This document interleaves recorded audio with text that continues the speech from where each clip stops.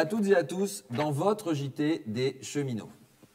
Dans ce numéro, nous nous arrêterons sur la conception d'un syndicalisme de conquête incarné par la CGT. Syndicalisme qui allie contestation à des projets néfastes, propositions alternatives, négociations et actions sous différentes formes. La CGT croit beaucoup à la négociation, à la condition que la direction SNCF tienne compte des avis, des propositions formulées par les organisations syndicales, notamment celles de la CGT, et parfois dans le cadre unitaire. La négociation ne peut pas se résumer qu'à du chantage permanent ou une forme de passage en force de la direction. Pour la contraindre à répondre favorablement aux revendications des cheminots, la CGT construit au quotidien le rapport de force avec les cheminots en favorisant l'unité syndicale qui est essentielle pour rassembler les salariés.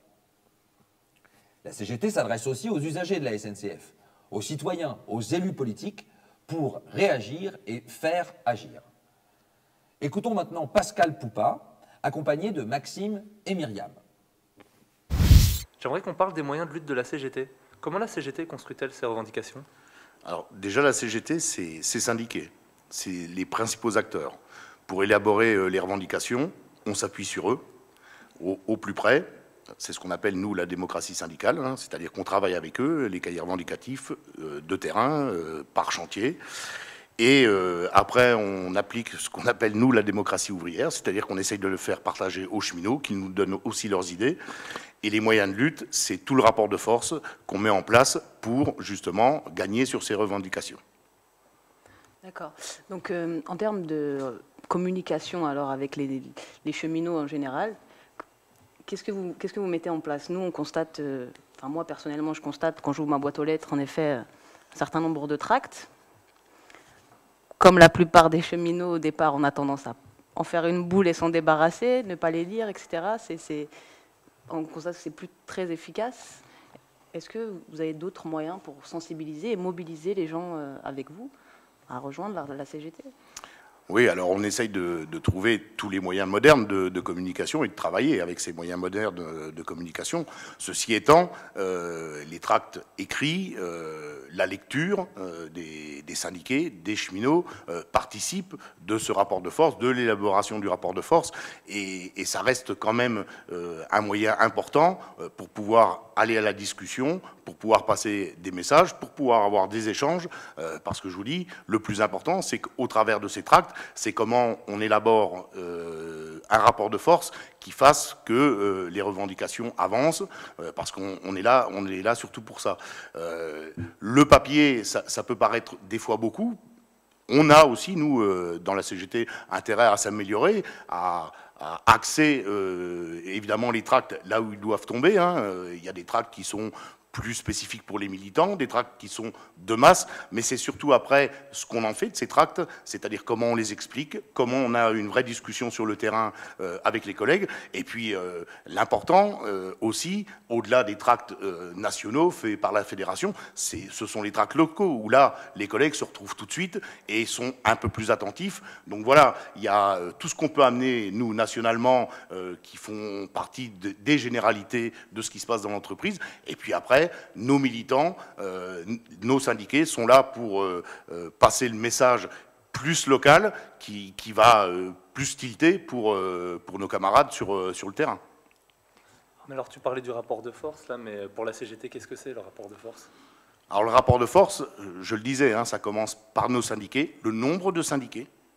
Le rapport de force, c'est aussi le vote CGT, parce qu'en face, il ne faut pas croire qu'ils ne l'élaborent pas, eux, leur rapport de force.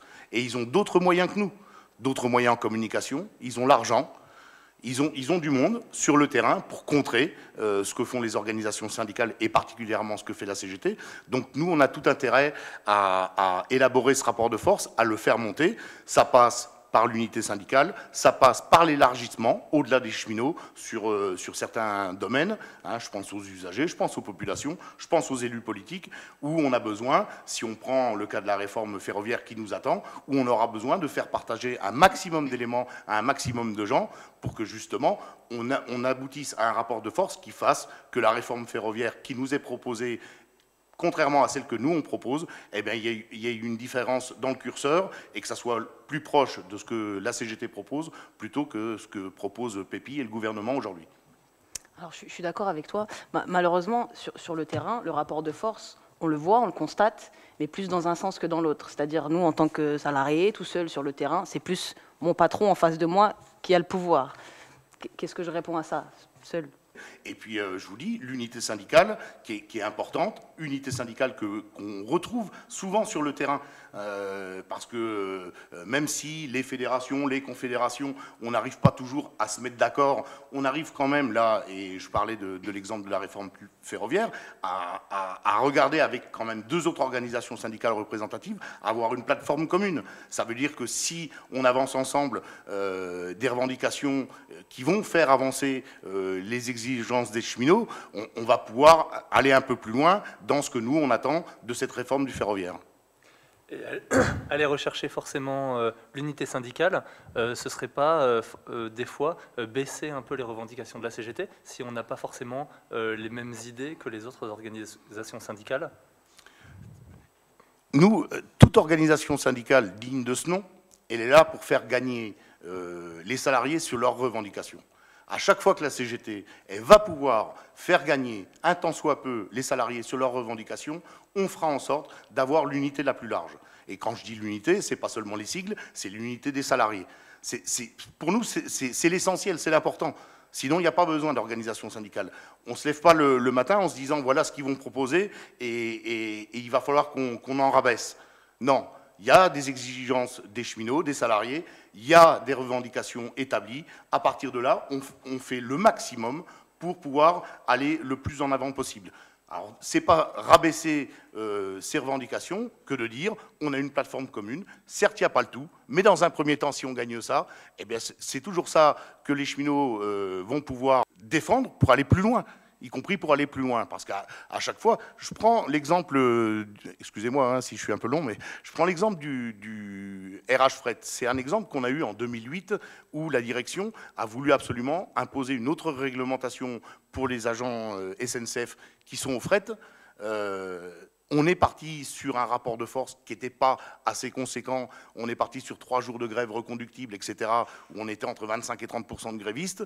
On a remis sur le tapis nos priorités, nos revendications. On a été se réexpliquer.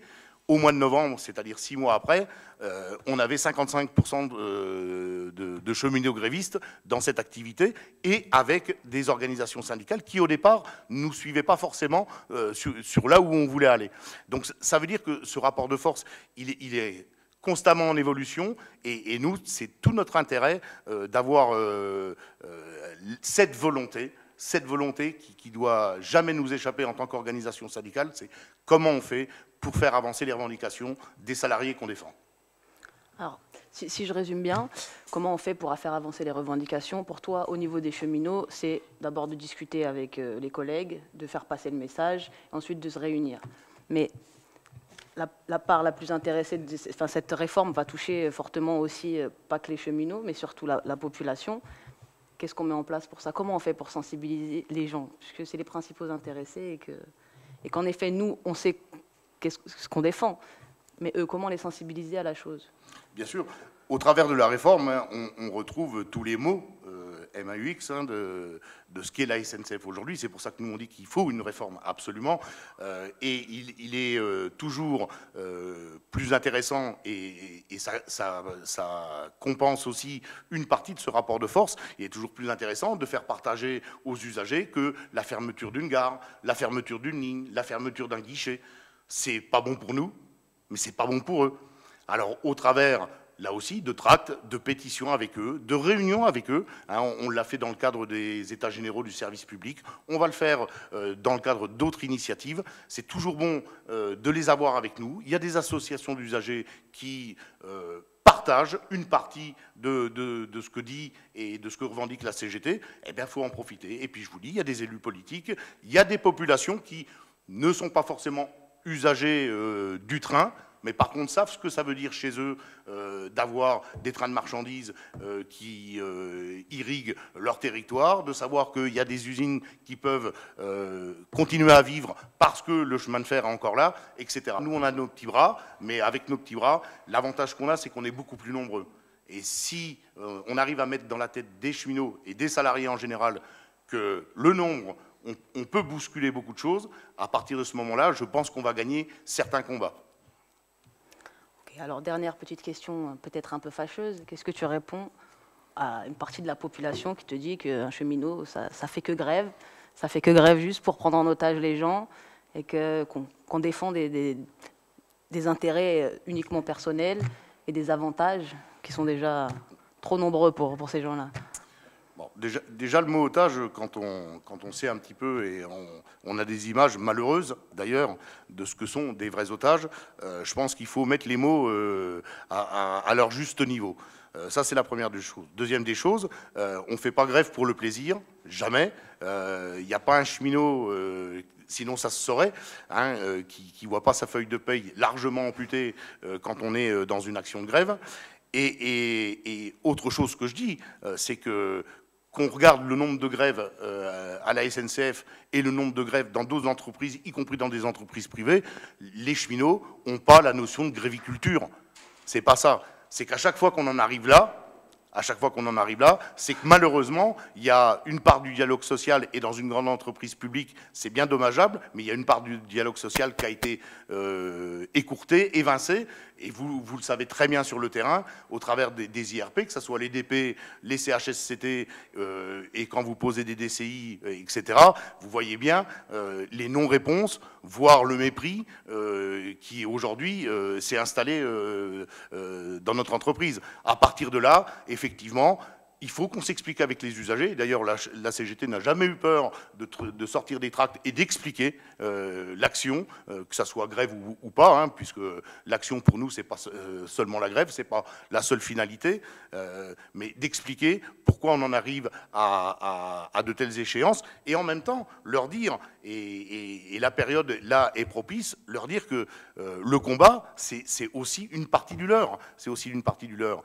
Quand on aura malheureusement pour eux fermé autant de guichets de gare, on l'a bien vu pour le fret, quand on en arrive à des extrêmes comme ça, on a, nous, qu'un moyen, c'est de se battre. Et le mieux, c'est de se battre avec eux. Et plus on sera entendu, plus on sera nombreux, et plus ce rapport de force fera que les choses vont se rééquilibrer et que tu retrouveras sur le terrain peut-être une direction SNCF un peu moins arrogante, et puis des cheminots qui seront de plus en plus confiants dans leur avenir.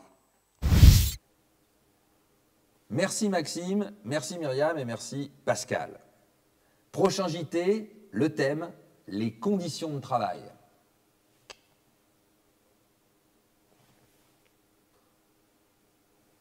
À bientôt.